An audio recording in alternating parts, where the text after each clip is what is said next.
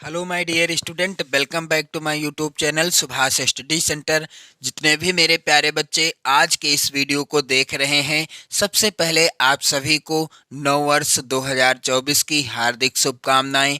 आपका और आपके समस्त परिवार का नया वर्ष मंगलमय हो और आप लोग निरंतर उन्नति की ओर बढ़ते रहें। तो आज के इस वीडियो में मैं लेकर के आ चुका हूं मेरे प्यारे बच्चों, जितने भी मेरे प्यारे बच्चे कक्षा 10 के विद्यार्थी हैं और 7 मार्च 2024 को आप लोग ध्यान देंगे, 7 मार्च 2024 को सामाजिक विज्ञान विषय का पेपर देने वाले हो। तो आज के इस वीडियो में मैं आपके लिए सामाजिक विज्ञान विषय का मॉडल पेपर लेकर के आ चुका हूं और इस मॉडल पेपर से आपकी बोर्ड परीक्षा 7 मार्च 2024 में 100% प्रश्न पूछे जाएंगे। जी हाँ मेरे प्यारे बच्चों, जितने भी मेरे प्यारे बच्चे कक्षा 10 के विद्यार्थी हैं, आप लोग ध्यान दीजिएगा। आज से आपको मेहनत करना स्टार्ट कर देना है, क्योंकि आज है पहली तारीख। आप लोग ध्यान देंगे, पहली तारीख और पहला ही महीना 2024 हो गया है आज स्टार्ट।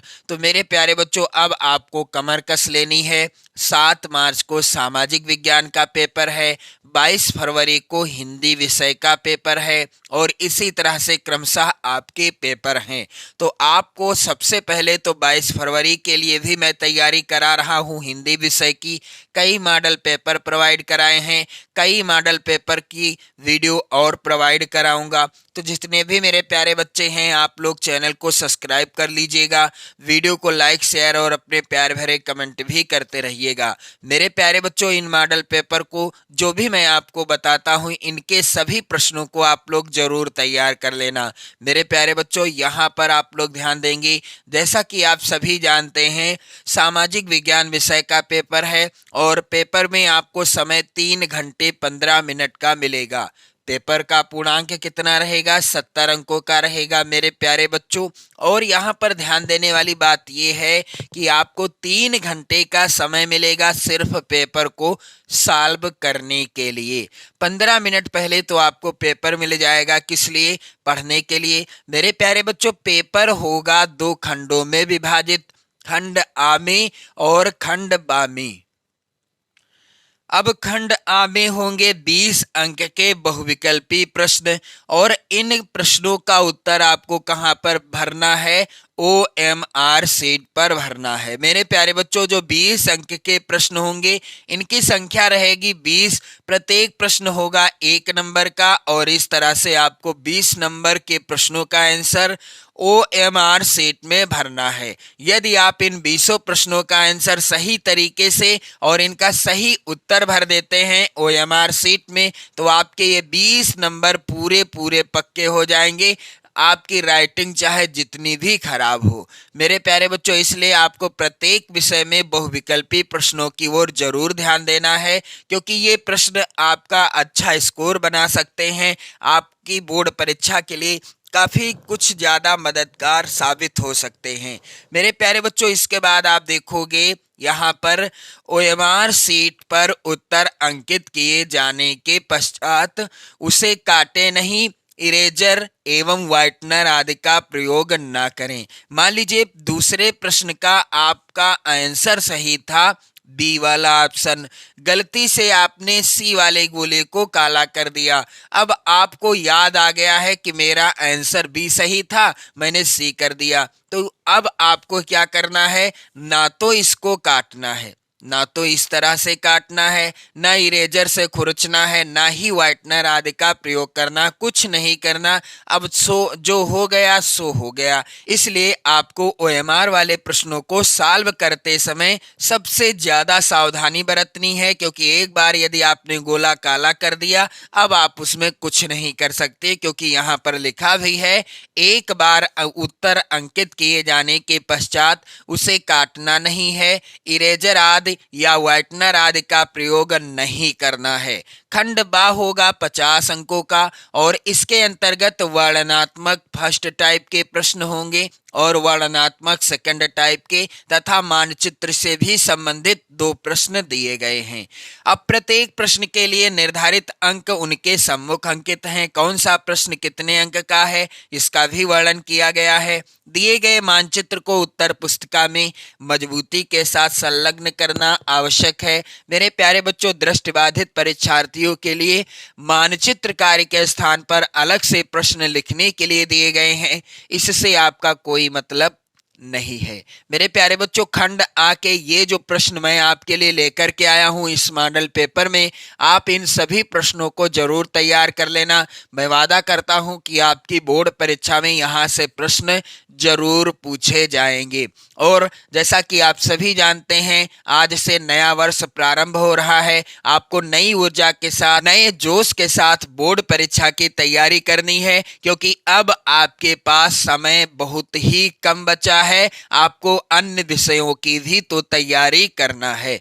तो मेरे द्वारा आप सामाजिक विज्ञान विषय, हिंदी विषय, गृह विज्ञान विषय, चित्रकला विषय, इतनी विषयों की आप तैयारी कर पाओगे और मैं कराऊंगा भी। और अन्य विषयों की तैयारी करने के लिए आप अन्य माध्यमों से तैयारी कर सकते हैं, अन्य चैनल से तैयारी कर सकते हैं। ऐसा कोई प्रतिबंध नहीं है कि आप मेरे द्वारा या मेरे पर ही आश्रित रहें। जी हाँ मेरे प्यारे बच्चों, मैं एकदम स्पष्ट कहूँगा, क्योंकि आज है नया वर्ष और मैं आपको झूठ मूठ का फंसाने वाला नहीं हूँ। मैं चाहता हूँ कि आप अच्छे अंक लाओ बोर्ड परीक्षा में, कहीं से भी कैसे भी आप बोर्ड परीक्षा की तैयारी करो, ये मेरा उद्देश्य है। बाकी ये उद्देश्य नहीं है कि आप मेरे पर ही या मेरे सहारे बैठे रहो, ऐसा नहीं है। जहाँ से आपको मिल जाए ज्ञान वहीं से आप बोर्ड परीक्षा की तैयारी करो, जहाँ से सही दिशा निर्देश मिल जाए वहाँ से आप तैयारी कर लो। मेरे प्यारे बच्चों, यहाँ पर जो महत्वपूर्ण प्रश्न है चलिए देख लेते हैं।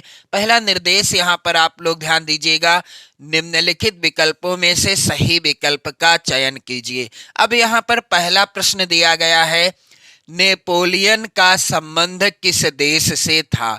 दिए गए विकल्पों में से किस देश से नेपोलियन का संबंध था। यहाँ पर आप देखोगे पहला है विकल्प इटली, दूसरा विकल्प है जर्मनी, तीसरा है फ्रांस, चौथा है इंग्लैंड। तो नेपोलियन का संबंध किस देश से था, इसका उत्तर होगा फ्रांस।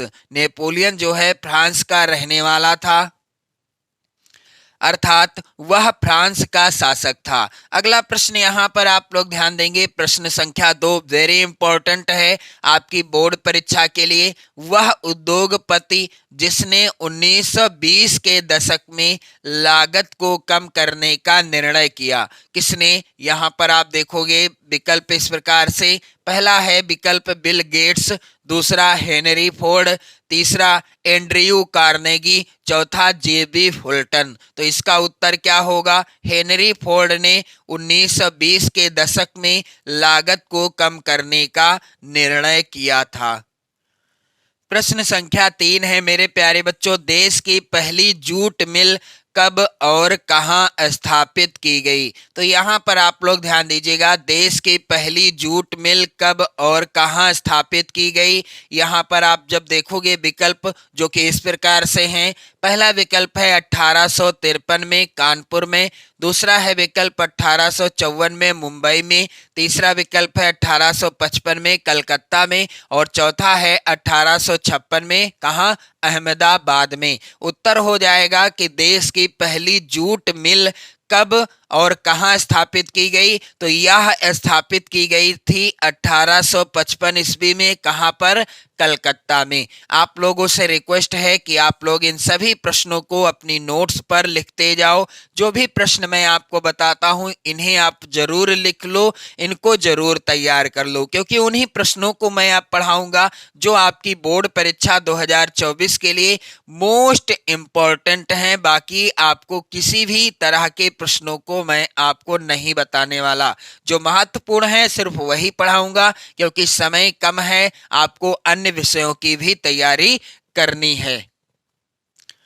अगला प्रश्न है मेरे प्यारे बच्चों, निम्नलिखित में से कौन सी विशेषता 1929 ईस्वी की महामंदी की नहीं है। यानी दिए गए विकल्पों में से कौन सी विशेषता है जो 1929 में महामंदी की विशेषता नहीं है। महामंदी कब आई थी, एक प्रश्न और यहां से बनता है। आर्थिक महामंदी कब आई, इसका उत्तर होगा 1929 ईस्वी में। आप लोग वीडियो को स्किप मत करिएगा क्योंकि महत्वपूर्ण प्रश्न आपसे छूट सकते हैं, क्योंकि एक प्रश्न से मैं आपको कई प्रश्न बता सकता हूं। यहां पर आप देख सकते हो, जैसे आर्थिक महामंदी का प्रारंभ कब हुआ, 1929 ईस्वी में। और इस महामंदी की दिए गए विकल्पों में से कौन सी विशेषता नहीं है, तो कृषि उत्पादों की कीमतों में गिरावट हुई, यह आर्थिक महामंदी की विशेषता है। दूसरा विकल्प, काफी संख्या में लोग बेरोजगार हो गए थे, यह भी विशेषता है।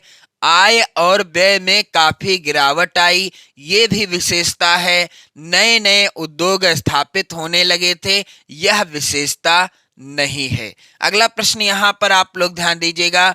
विश्व में सर्वप्रथम मुद्रण की तकनीक किस देश में विकसित हुई थी। सबसे पहले मुद्रण किस देश में विकसित किया गया। पहला है विकल्प चीन, दूसरा है भारत, तीसरा है जर्मनी, चौथा है फ्रांस। तो विश्व में सबसे पहले मुद्रण की तकनीक कहाँ विकसित की गई, इसका उत्तर हो जाएगा मेरे प्यारे बच्चों चीन में। अगला प्रश्न मोस्ट इंपॉर्टेंट है मेरे प्यारे बच्चों। चौरी चौरा कांड किस वर्ष हुआ। यहां पर आप लोग ध्यान दीजिएगा। पहला है विकल्प सन 1924 में, दूसरा है सन 1922 में, तीसरा है सन 1925 में, चौथा है सन 1926 में। तो चौरी चौरा कांड किस वर्ष हुआ था, इस प्रश्न का उत्तर होगा सन 1922 ईस्वी में चौरी चौरा कांड हुआ था। प्रश्न संख्या 7 है मेरे प्यारे बच्चों। संघात्मक शासन प्रणाली में अधिकारों का विभाजन होता है, कहां पर होता है या किसके मध्य होता है। पहला है विकल्प यहां पर एक राज्य एवं अन्य राज्यों के बीच, दूसरा है व्यवस्थापिका एवं कार्यपालिका के मध्य, तीसरा विकल्प है व्यवस्थापिका एवं न्यायपालिका के मध्य, चौथा है केंद्र एवं राज्यों के मध्य। तो संघात्मक शासन प्रणाली में अधिकारों का विभाजन होता है केंद्र एवं राज्यों के मध्य होता है। प्रश्न संख्या 8 है मेरे प्यारे बच्चों, वेरी इंपॉर्टेंट। निम्नलिखित में से किस में महिलाओं के लिए आरक्षण सुनिश्चित है। यहाँ पर आप देखोगे क्या लोकसभा में, विधानसभाओं में, पंचायती राज संस्थाओं में या राज्यसभा में। तो महिलाओं के लिए आरक्षण कहाँ सुनिश्चित है, पंचायती राज संस्थाओं में महिलाओं के लिए आरक्षण सुनिश्चित है। अगला प्रश्न मेरे प्यारे बच्चों है, समकालीन विश्व में शासन का एक प्रमुख रूप क्या है। पहला है विकल्प लोकतंत्र, दूसरा विकल्प तानाशाह, तीसरा विकल्प राजतंत्र, चौथा है कोई नहीं। समकालीन विश्व में शासन का एक प्रमुख रूप क्या है, इसका उत्तर हो जाएगा लोकतंत्र। क्या हो जाएगा उत्तर, लोकतंत्र। प्रश्न संख्या 10 है मेरे प्यारे बच्चों, एक लोकतांत्रिक व्यवस्था में सबसे अलग दिखाई देने वाली संस्था कौन सी है। पहला विकल्प है हित समूह, दूसरा है राजनीतिक दल, तीसरा है दबाव समूह और चौथा है इनमें से सभी। इसका उत्तर होगा एक लोकतांत्रिक व्यवस्था में सबसे अलग दिखाई देने वाली संस्था है राजनीतिक दल। प्रश्न संख्या 11 है मेरे प्यारे बच्चों, पर्वतों पर मृदा अपरदन का साधन क्या है। क्या जल है, पवन है, हिमनद है या ये सभी है।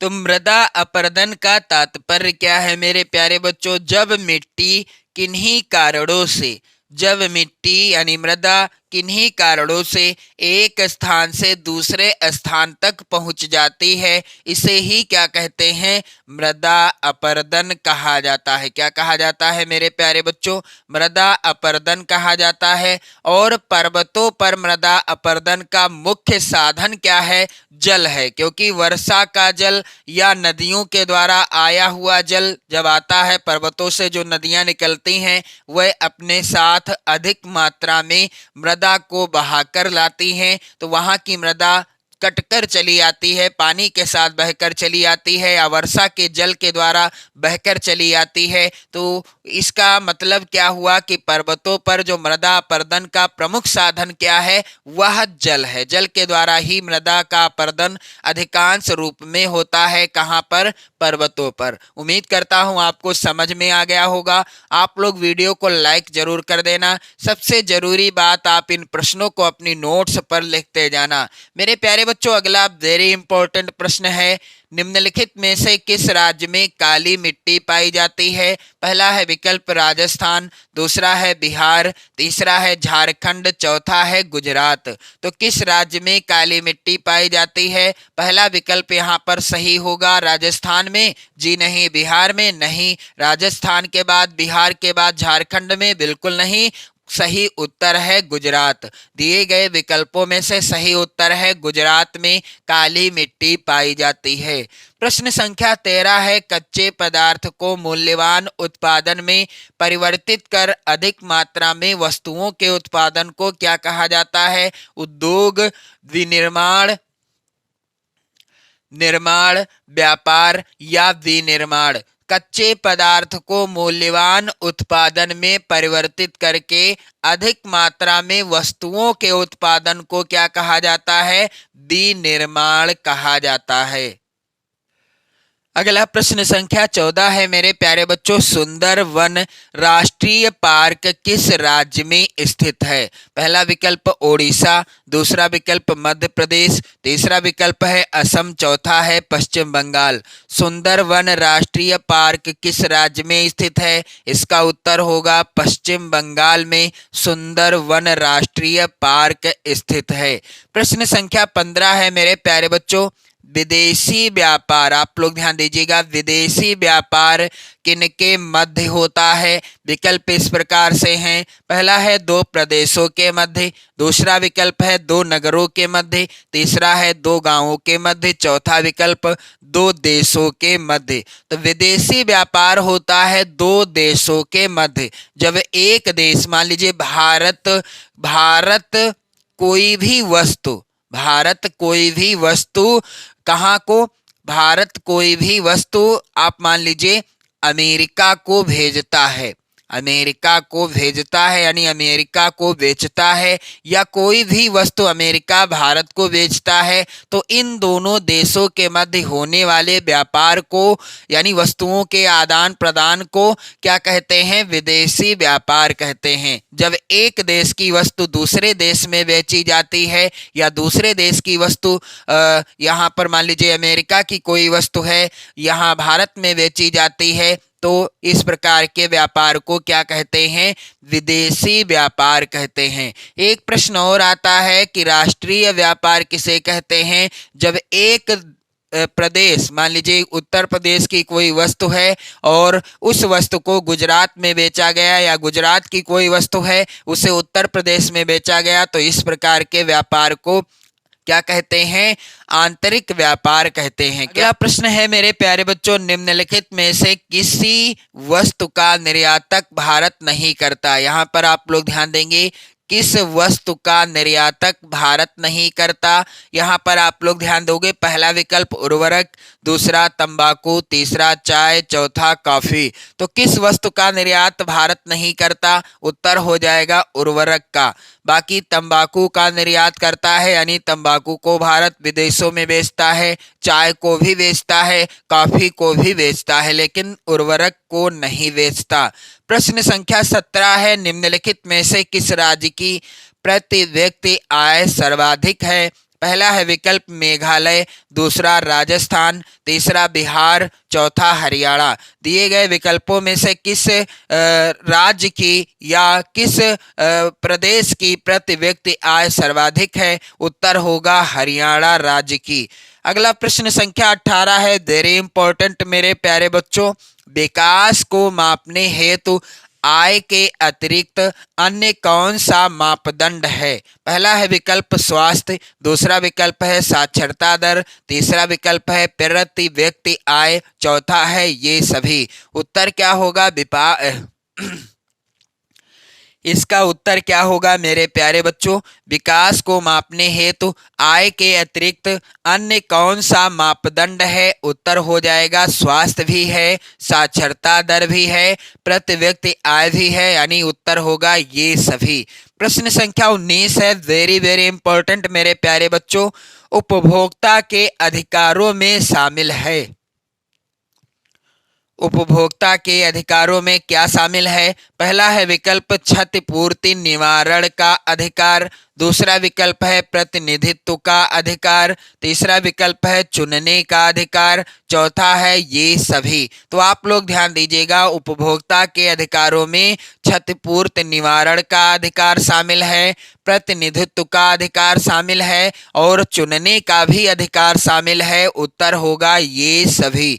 अगला मोस्ट इंपॉर्टेंट प्रश्न है मेरे प्यारे बच्चों, विश्व व्यापार संगठन की स्थापना कब हुई? क्या 1 जनवरी 1985 को, या 1 जनवरी 1990 को, या फिर 1 जनवरी 1993 को, या चौथा विकल्प 1 जनवरी 1995 को? विश्व व्यापार संगठन या WTO, आप लोग ध्यान देंगे, विकल्प में लिखा हो सकता है WTO या प्रश्न में लिखा हो सकता है WTO क्या की स्थापना कब हुई? तो इसका उत्तर होगा 1 जनवरी 1995 को। यहाँ पर चौथा वाला विकल्प सही हो जाएगा। इसके बाद आप देखोगे खंड बा के अंतर्गत वर्णनात्मक फर्स्ट टाइप के प्रश्न, जिनका उत्तर आपको लगभग 80 शब्दों में देना है। पहला प्रश्न आप लोग जरूर तैयार कर लेना, औद्योगिक क्रांति के प्रमुख कारण क्या थे? और जो वर्णनात्मक फर्स्ट टाइप के प्रश्न पूछे जाएंगे जिनका उत्तर आपको लगभग 80 शब्दों में देना है। प्रत्येक प्रश्न होगा 4 नंबर का। अथवा में प्रश्न है, यूरोप के राष्ट्रवाद के विकास में संस्कृति का क्या योगदान था? और दूसरा प्रश्न है यहाँ पर महत्वपूर्ण, मनरेगा 2005 के उद्देश्य लिखिए। अथवा में प्रश्न आप लोग ध्यान दीजिएगा, वेरी इंपॉर्टेंट है, आर्थिक विकास से आप क्या समझते हैं? और प्रश्न संख्या 3 भी वेरी इंपॉर्टेंट है मेरे प्यारे बच्चों, भारत में लौह अयस्क के उत्पादन पर संक्षेप में लिखिए। अथवा में प्रश्न है, सड़क परिवहन के कोई 3 गुण लिखिए। ये सभी प्रश्न वेरी इंपॉर्टेंट हैं 2024 की बोर्ड परीक्षा के लिए। आप लोग इन सभी प्रश्नों को जरूर पढ़ लेना, तैयार कर लेना। अगला प्रश्न संख्या 4 है, मोस्ट इंपॉर्टेंट, लोकतंत्र, आप लोग ध्यान देंगे, लोकतंत्र किस प्रकार उत्तरदायी, जिम्मेदार तथा वैध सरकार का गठन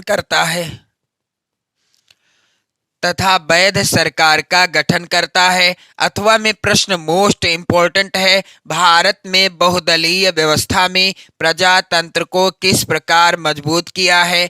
और इसके बाद खंड बा, यहाँ पर आप देखेंगे यानी वर्णनात्मक जो सेकंड टाइप के प्रश्न आएंगे, जिनका उत्तर आपको कितने शब्दों में देना है? 150 यानी लगभग 150 शब्दों में देना है। यहाँ पर मोस्ट इंपॉर्टेंट प्रश्न है मेरे प्यारे बच्चों, महाराष्ट्र और गुजरात में सूती वस्त्र उद्योग के केंद्रीयकरण के प्रमुख कारण लिखिए। और इस तरह का प्रश्न पूछा जाएगा 6 नंबर का, आप देख भी सकते हो। अथवा में प्रश्न महत्वपूर्ण है मेरे प्यारे बच्चों, भारतीय अर्थव्यवस्था को किन 3 क्षेत्रकों में विभाजित किया गया है? प्रत्येक क्षेत्र की गतिविधि बताइए। और प्रश्न संख्या 6 है, भारत में कृषि क्षेत्र में होने वाली समस्याएं लिखिए। और अथवा में प्रश्न है मेरे प्यारे बच्चों, भारतीय कृषि की मुख्य समस्याओं के विषय में विस्तार से लिखिए। सबसे महत्वपूर्ण प्रश्न है आपकी बोर्ड परीक्षा 2024 के लिए। प्रश्न संख्या 7 है, संघवाद क्या है?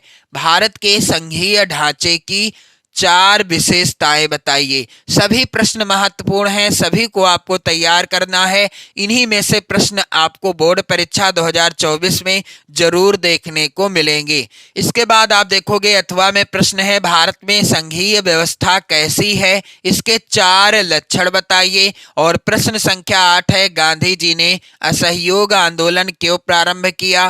फिर किस कारण यह आंदोलन वापस ले लिया? यहाँ पर आप देखोगे अथवा 7वां में प्रश्न है, असहयोग आंदोलन क्यों प्रारंभ किया गया? आंदोलनकारियों के 4 कार्य लिखिए। दोनों ही प्रश्न महत्वपूर्ण हैं, आप लोग जरूर तैयार कर लेना। इसके बाद मानचित्र से संबंधित प्रश्न संख्या 9 के अंतर्गत देखिए, यहाँ पर 9 का में पूछा गया है, निम्नलिखित स्थानों को भारत के रेखा मानचित्र में यहाँ पर चिन्ह होगा, जिस चिन्ह के द्वारा आपको दर्शाना है, नाम भी लिखना है, जिसके लिए आपको 1/2 प्लस 1/2 यानी एक प्रश्न के लिए 1 अंक मिलेगा। जैसे कि प्रश्न यहाँ पर आप देख सकते हैं, वह स्थान जहां महात्मा गांधी ने साबरमती आश्रम की स्थापना की, 1 नंबर का प्रश्न है। दूसरा है महात्मा गांधी का शहीद स्थल, यह भी 1 नंबर का प्रश्न है। चंद्रशेखर आजाद जहां शहीद हुए, ये प्रश्न भी 1 नंबर का है। तीसरा के बाद चौथा प्रश्न, वह स्थान जिसकी घटना के कारण महात्मा गांधी ने असहयोग आंदोलन स्थगित किया, यह भी 1 नंबर का प्रश्न है। चौरी चौरा कांड कहाँ हुआ, यह भी 1 नंबर का प्रश्न है। इसके बाद 9 खा में भी मानचित्र से संबंधित प्रश्न दिए गए हैं। दिए गए भारत के मानचित्र में निम्नलिखित को दर्शाइए। मेरे प्यारे बच्चों, पहला है चाय उत्पादक क्षेत्र, यहाँ पर चिन्ह भी होगा, जिस चिन्ह के द्वारा दर्शाना है, 1 नंबर का प्रश्न आएगा। राणा प्रताप सागर, यहाँ पर आप लोग ध्यान देंगे, चिन्ह होगा। और लाल मिट्टी का क्षेत्र, चिन्ह के द्वारा नाम सहित। कोई एक आणविक ऊर्जा केंद्र, यहाँ पर भी चिन्ह बना होगा, 1 नंबर का प्रश्न आएगा। महाराष्ट्र की राजधानी, यहाँ पर भी चिन्ह होगा।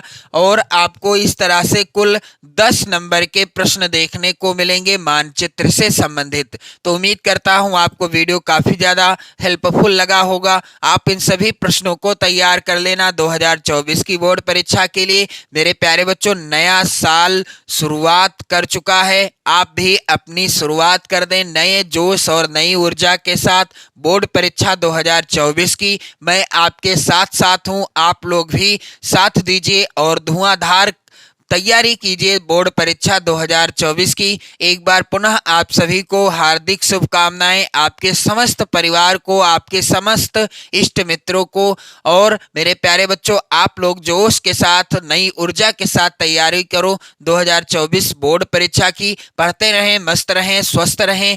जय हिंद।